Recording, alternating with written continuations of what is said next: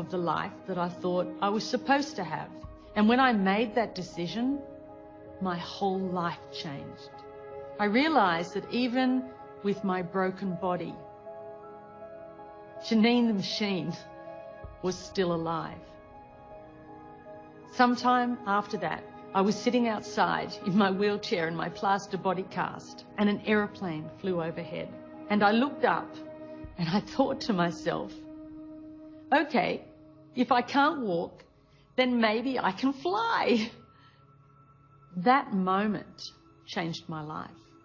In my plaster body cast and a pair of baggy overalls that my mother bought me, my friend and my mother drove me out to the local airport, and they lifted me into a light aircraft for the first time. Everybody thought I was crazy. And I remember sitting in the cockpit and wondering how on earth would I ever be able to do this. But I had a dream. And the instructor that was next to me took off and allowed me to fly that day with my hands. And I thought to myself, I can do this. I am going to learn how to fly. There was something burning so strongly inside me that nothing could stop me.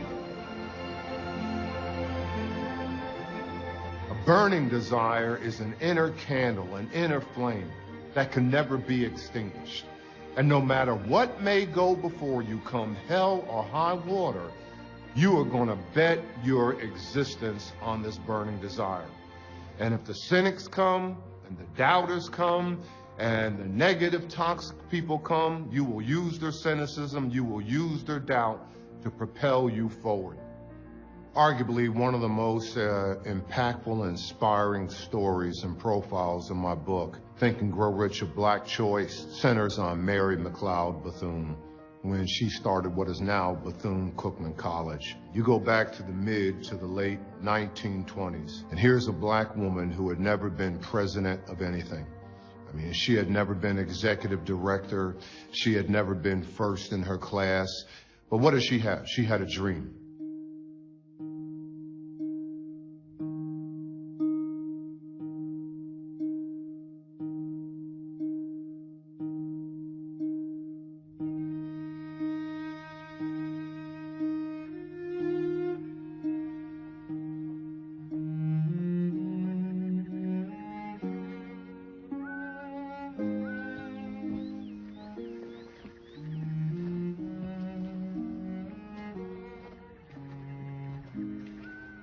Hello. Are you here for school? Yes. What's your name? Mary McLeod. Can I help you carry them books?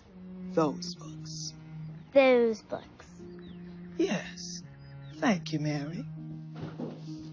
Why are you so early? It's 5 miles, and I didn't know how long it would take to walk over here. You walked 5 miles by yourself. How old are you, Mary? 11. I run most of the way. Why did you come by yourself? Don't you have brothers and sisters? I have 2 younger brothers, but they too small to come. And 14 big brothers and sisters, but they too busy with work and such. But when you teaches me how to read, I can teach all of them how to read too. True. Miss Mary McLeod, you ran 5 miles before breakfast, and you are the 15th of 17 children. Yes, and this is your desk.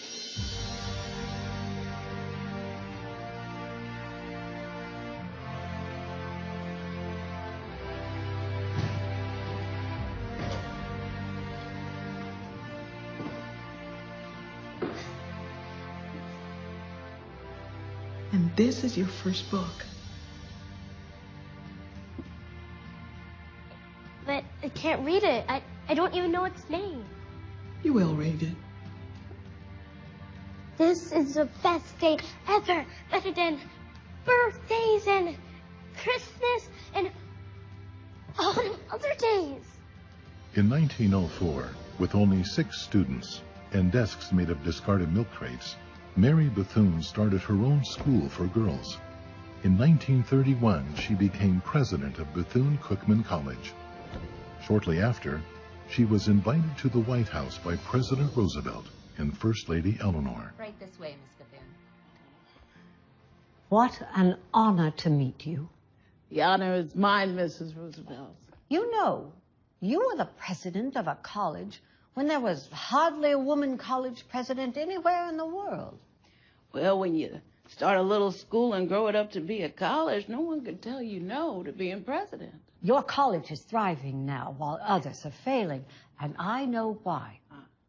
It is our pledge to make a lasting contribution to all that is finest and best in America, to cherish and enrich her heritage of freedom by working to integrate all her people, regardless of race, creed, or national origin. I can't believe I'm sitting in the White House and the First Lady is quoting me to me.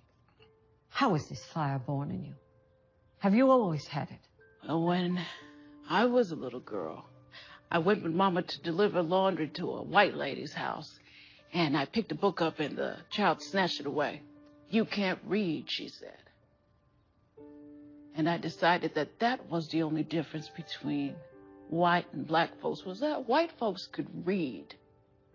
My whole life was based on that. God bless that little brat wherever she may be. She helped create a great woman who's brought the light into thousands of lives. I'm going to the National Convention of Women in Florida. I've asked to be seated next to you on the platform. Now, Mrs. Roosevelt, you know it's against the law in the state of Florida for white and black folks to sit next to each other. I know. I'd like to see the officer with the gumption to try and arrest the two of us. Yeah, that would be a whole heap of gumption at that. Yes, a whole heap. President Roosevelt is ready to meet Mrs. Bethune now. Oh, my, oh, my. Christmas and birthdays all rolled into one.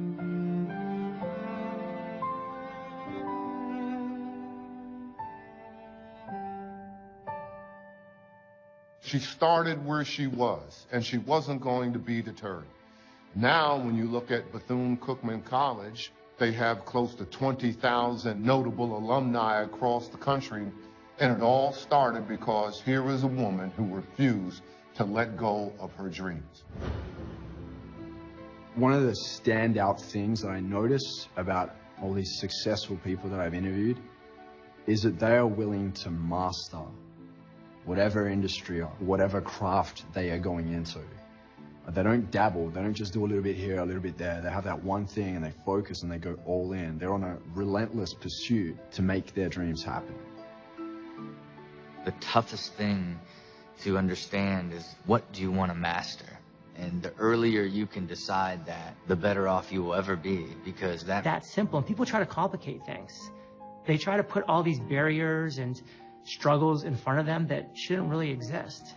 The reality is, if you want to be something, just wake up and do that thing. Put in those 10,000 hours.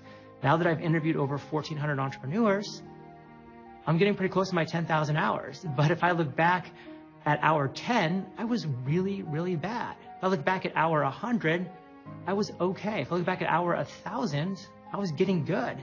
And that's the process. So if you want to be X, do X. It's really that simple of a process. Dreams are the spark plugs of the spirit. Imagination enables you to really think, imagine, decide on what you'd like to do with your life. You know, Napoleon Hill said that everything begins as a piece of energy. Everything around you right now, in your life, you've created. So change what's up here, and you'll change what's out there in the world. If you want to inspire the world, follow your dreams. If you don't want to inspire people, don't follow your dreams. It's so valuable and important to chase those dreams. Whether you actually achieve them or not is irrelevant. It's the pursuit of you going after what you were born to do is what inspires other people. And it inspires yourself more than anything else in that pursuit.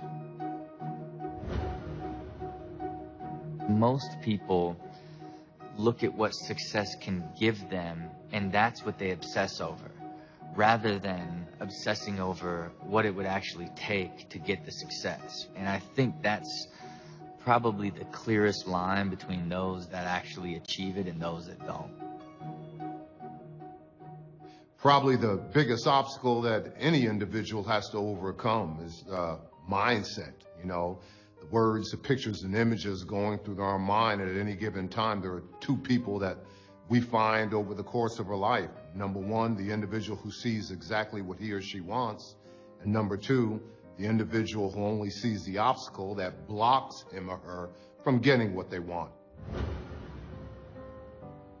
When you're pursuing someone, an attempt to win their affection, to become their significant other, you try to think of all these ways, all these creative things that you can do, really just utilizing any way possible to get their attention, to get them to become yours. You can do that with all areas of your life. You can do that with anything that you have a desire for, taking all your resources and putting it into that to make it yours.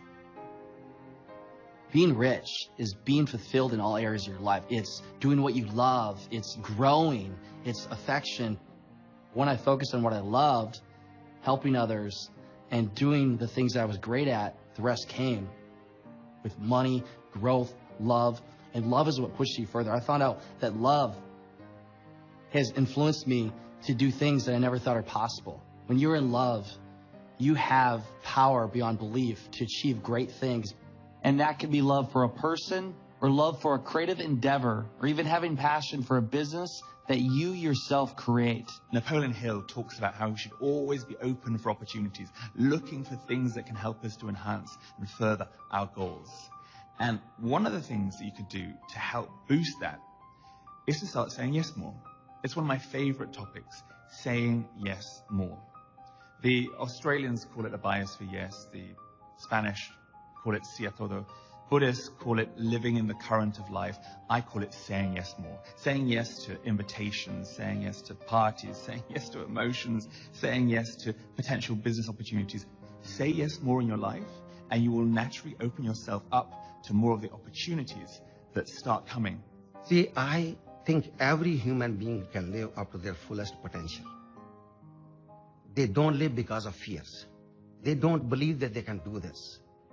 And my advice is, if a kid like me living in slums can sit here and give this interview, and they have a lot more to start than I ever had in my life, why can't they do this? It's easy. Just believe in yourself. You can be and do and have anything in your life if you decide to do that. The one piece of advice that I share with everyone to change their life, over 10 years of research of physics, metaphysics, quantum physics, of all types of tremendous experience, the easiest way to change your life is to say thank you or think thank you before you go to bed, and to say or think thank you when you wake up. Now you need to do it 30 straight days so it becomes a part of your subconscious and your unconscious. But that attitude of gratitude will attract everything you desire. It'll change your entire perspective and your entire reality.